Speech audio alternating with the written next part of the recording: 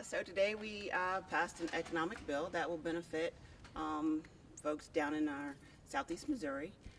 For Democrats, I think our concern was what we labeled as Part 2, which was probably the most controversial part of the bill, as well as making sure that there were some accountability measures in the bill. I think we were successful in doing that.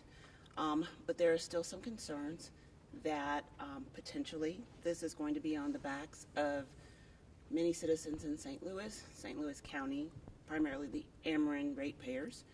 And unfortunately, the folks that are going to benefit from these jobs have basically no skin in the game.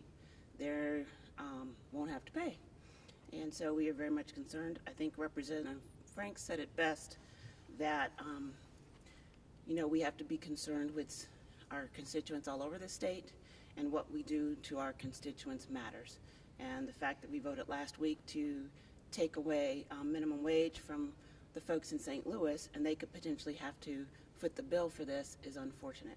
So I hope we take heed and follow his advice, and that we do things that will benefit our entire state in the future. Leader Beatty, obviously you just expressed concerns. In the end, you and virtually the entire Democrat leadership voted for the bill. We did. It still is creating jobs in the Boot Hill. I think we all recognize that they have some serious economic challenges down there. And while 450 jobs is nothing close going to resolve the issues that we have in the Boot Hill, it's a start. It's a shame that this is the best economic development package that we could come up with. But again, it's a start, and to penalize the people down the Boot Hill didn't seem like that was necessarily the fair thing to do.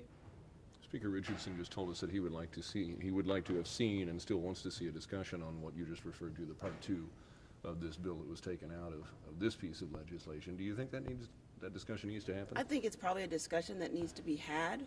I think there are still some concerns that it's corporate welfare, but obviously we still need to address some of the infrastructure issues that we have in our utility system. So I think I'm pretty sure we will see this again, hopefully not this summer, perhaps in January. Speaking of the rest of this summer, Governor Gregoire said on Mark Reardon, I think it was Monday, that there was a pretty high chance there was going to be more special sessions. And I know that you said earlier in the regular session that you didn't see the need for a special session, but that this would be a good issue. Do you now see anything else on which there needs to be anything special? Well, I there has been some conversation about PDMP and whether or not that will be a special session. However, we also have to consider how much these sessions cost us. When you start looking up anywhere from $100,000 to $140,000 each, when we could have done a single special session to deal with all of the issues the governor felt was important, wasting taxpayer dollars is not what we should be doing, and I think the governor needs to think about that first. Is there an issue out there that you feel like there is enough support, not only in both parties, but on both ends of the building, that it would merit a special session? Because that's one of the things that has to be considered.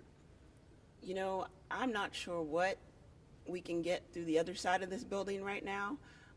So at this point, I think everybody needs to relax, regroup, and we come back in January and figure out what those things are that are priorities for our state. Do you think that the legislation passed today is able to make it through that body? You never know. You don't know.